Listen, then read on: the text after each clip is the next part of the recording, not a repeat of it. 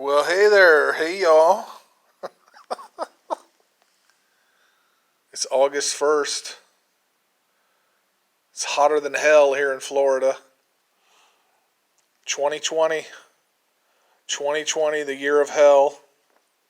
It's rough out there with the COVID and the riots and oh man, everything. The BLM, the Antifas, the police, and whew.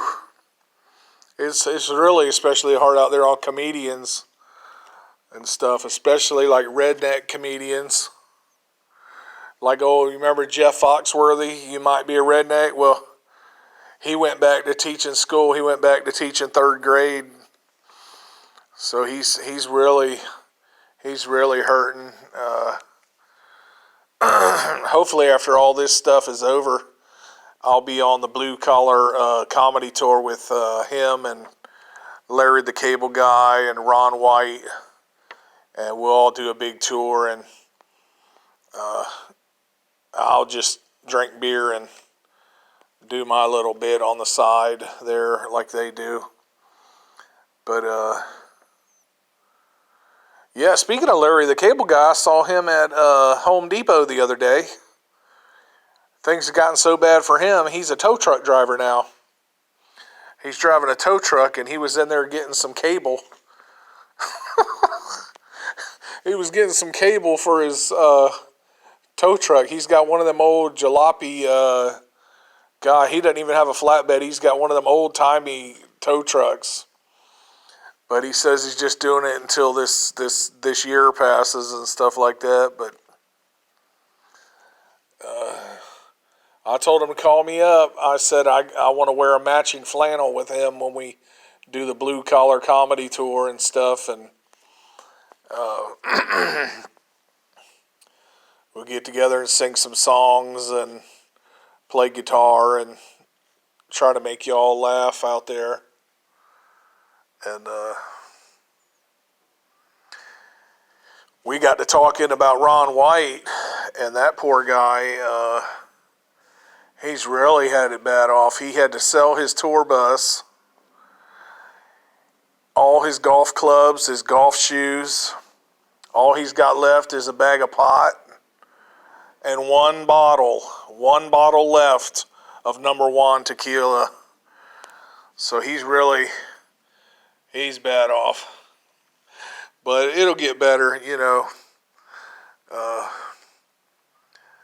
Larry said he went from 12-year scotch down to just drinking iced tea when he works the small bars and pubs and stuff that he can get in and do a set. And that's iced tea. That's not even sweet iced tea.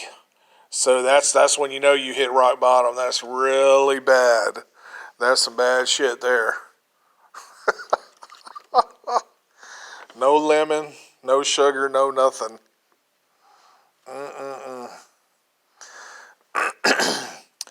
I was watching that Country Music Awards the other day, and do you ever notice that? Well, I don't know how to say this without hurting anybody's feelings, but that it seems like the lady country singers they have no derriere. They don't have much of a behind them. You know what I mean? Like, for instance, Martina McBride, she is beautiful. I mean, her blue eyes and her brown, I mean, she is gorgeous, but not much going on back there. It's pretty, as they say, flatter than a pancake. And same with that Kelsey Ballerini. She's the big new thing, young country singer. Woo, she's pretty and smart, and she ain't got no ass, though. No ass at all. And they'll be dancing. She'll be out there dancing with her songs, and it just looks weird because she's got no ass behind her when she's dancing, you know. It's just weird. Like, you got like the prince and princess of country. You got Tim McGraw and Faith Hill, and they come walking out there, and Tim McGraw acting all bowed up, all 120 pounds of him with a bald head and his black hat. And you got Faith Hill just gorgeous like a supermodel. And just walks out there and just no ass at all.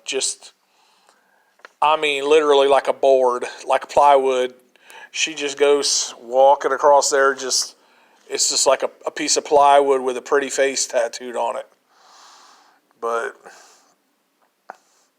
And I'll tell you who will fool you. Taylor Swift. She was in the country and she's a pretty girl, but she didn't have no ass either when she was doing all that, and she'd be out there dancing and doing all that, but she tricked everybody because she just slipped out of the country music scene and went into the pop world, where you would think you need an ass to succeed, but not Taylor. She's so talented that she was able to. She tricked everybody and went into the pop music, and made it just as big as the country music. Oh, God bless them all. They're trying. They're doing their thing. We got to appreciate them.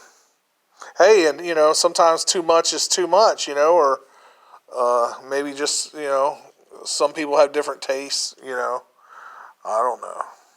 But for me, you need a little something, it's just weird that in the country music, it's like that, And now with all this politically correct stuff, you got the Dixie Chicks. They changed their name from Dixie Chicks. I guess they didn't want to be associated with the South or country. So now they just call themselves the Chicks. The Chicks. That just seems stupid, doesn't it? That's just stupid anyway, but I haven't listened to their music in years. I don't even know. I wouldn't know one of their songs except for that Earl song where they talk about killing somebody's husband, some guy cheating or something. And then you got, I couldn't believe this. This was really crazy. Lady Antebellum.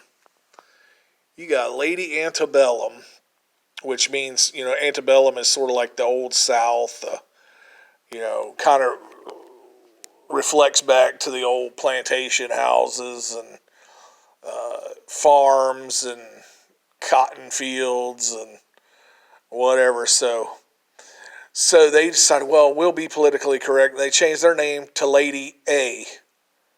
Just Lady A. And I know the A don't stand for ass because they're in country music also. So it don't stand for that. So then it turns out there's a soul singer out there, black lady, African American, whatever. Her name is Lady A. She's been going by for like 40 years singing the country or singing blues and rhythm and blues, and you would think, oh well, we can't be Lady A because she's had that name and we want to be politically correct. But no, they took this poor woman. I don't know if she's rich or not, like Lady Antebellum was or is, but they took this poor woman to court to sue her, to steal her name, her stage name, out from underneath her. Now, I don't know if you're trying to be politically correct, if that's really a move you want to do, you really want to make. It seems like it would do more harm than good. Why not just change your last name to Lady B? Of course, it doesn't stand for butt because there ain't no asses in country music. But anyway, so I couldn't believe it. But they're changing laws. Everything is changing now with all this stuff. All these lefties and Democrats. And I got a friend of mine from Georgia. He just got sentenced to 10 years probation for watching Hee Haw. He was watching Hee Haw at his house, not bothering anybody, and the FBI kicked his front door in and arrested him. And he went to court and all this, and because he was being not politically correct, he got sentenced 10 years probation for watching Hee Haw. Ooh, that's crazy. Well, I like the old country music. I like George Strait, you know him. He's the king of country. I'm carrying your love with me, West Virginia down to Tennessee. I wonder, you could interpret that, if you had like a fling or a one night stand, you could be thinking, maybe he got an STD and he's carrying it, or if it's the girl, maybe he knocked her up. She's carrying his kid, I'm carrying your love with me. But, I like the old stuff like Garth Brooks. And the thunder rolls, and the lightning strikes. Another love grows cold on a sleepless night. Whoo, that's a cool video. And his ass is grass when he gets home. I bet she beat him in the head with a frying pan. Of course, he'd been through all that in real life, so maybe that's art imitating life or life imitating art. I don't know, but... And then you got old Merle Haggard, I'm an ogie from Muskogee. I still don't know what that means. It just sounds cool. It sounds country, but I ain't got no idea what in the hell an ogie and a skogie and a Reba says that sometimes. I guess they're from Oklahoma. Reba, back there, ogie from Muskogee. And I don't know, but then you got the Possum. I mean, you want to be a rock star, a country star in the music world, and all the glamour and booze and women and cars, and you come from Texas and you become famous and everybody just calls you the Possum. That's George Jones, of course, the legendary George Jones, which I really like his voice. He's fantastic. He sang that song, he stopped loving her today. They put a wreath upon his door. But, the Possum, that's not a very glamorous name. But he was a hell of a singer. He's a hell of an artist. I heard he was a hell of a drinker, too, but you can't get drunk as a possum, I guess. Drunk at one time, the guy from Def Leppard, the drummer, he told me I was pissed as a newt. But I don't know, old Possum though. How about these kids? These what do they call them? Antifas, like communists or whatever they are, and the BLM. I don't know which is which because they're all blending in together and they call it Black Lives Matter, but everybody I see is white young kids running around. But they want to, they're vandalizing and tearing these. They want to tear down all the Confederate statues. Oh, the Democrats do too, but they're tearing them all down. And, it takes a lot to get a statue. I mean, you got to do some shit, some real shit to get you a statue. Like, these kids don't realize what those people went through. I mean, when you could get in there with a small cavalry in 1864 and take out hundreds of Union soldiers, steal their train full of supplies, all their horses, and arrest several of them and make them prisoners, all with a small little cavalry unit in the middle of the night, you deserve a damn statue. And I'll tell you what, and I don't care what side you were on, but if you could do some shit like that, you deserve a statue, because that takes some brass balls there, man. And these kids out there destroying everything, they need to try to do something worthwhile or creative or something legendary, and maybe they will get a statue and they would appreciate it and understand what it really means. And in these different times, these different ages and times, it all means something different from now. I mean, we're hundreds of years in the future, 100 years. Everything is looked at differently. But, Yeah, if you can do all that with a small cavalry, you deserve a damn statue. You deserve a couple statues. But they just want to vandalize and tear everything down. I don't know about that one. And poor Christopher Columbus, gosh, he couldn't get financed to come search for America. He never found America. He found the West Indies. He gets a bad rap for slavery and killing Indians, and he ended up with, gonorrhea, dying of gonorrhea, and sick, and couldn't find the gold that he was trying to find at first or something, and then he found some stuff, but apparently the Irish and the Vikings probably discovered America, or at least Canada, before he did. But and these kids everybody wants to tear down his statues, and I mean, if I was Italian, I guess I'd be losing my wig. I couldn't. They must be really disappointed that people are tearing down all these Christopher Columbus statues.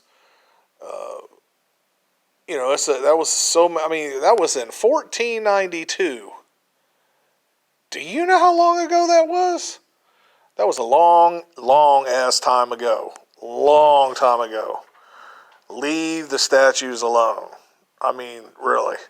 You're not proving nothing, and they're going to put them all back and clean them anyway. So, but and how about this Chicago? They call it Chirac, where they have several murders and deaths every weekend, every week up there.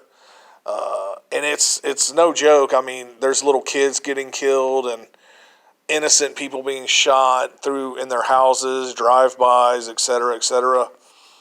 It's horrible. I mean, who could live there? And then who's the mayor of that place? That Lori Lightfoot. Good grief. She won't let anybody help. She won't let the cops do their job. But what about, I hope she's not related to Gordon Lightfoot. You know, the guy that sang the wreck of the Edmund Fitzgerald. And the hatch cave in and can't feed you boys. It was good to know ya. Well, that's like Chicago now. It's good to know ya. Bah, bah, bah, bah, bah, bah, bah. They shoot everybody. Anyway, y'all take care. Be safe. Try to just, be a good person, I guess. And when I get out on the blue collar comedy tour with Jeff Foxworthy and all those guys, Larry the Cable Guy, Ron White, when we get out there and we got some real 12-year-old scotch and we got our guitars and, we're up on stage in a year or so, everything will be much better, hopefully. So, peace out. Yeah. It's Joe Swamp Dog Henry out. Yeah.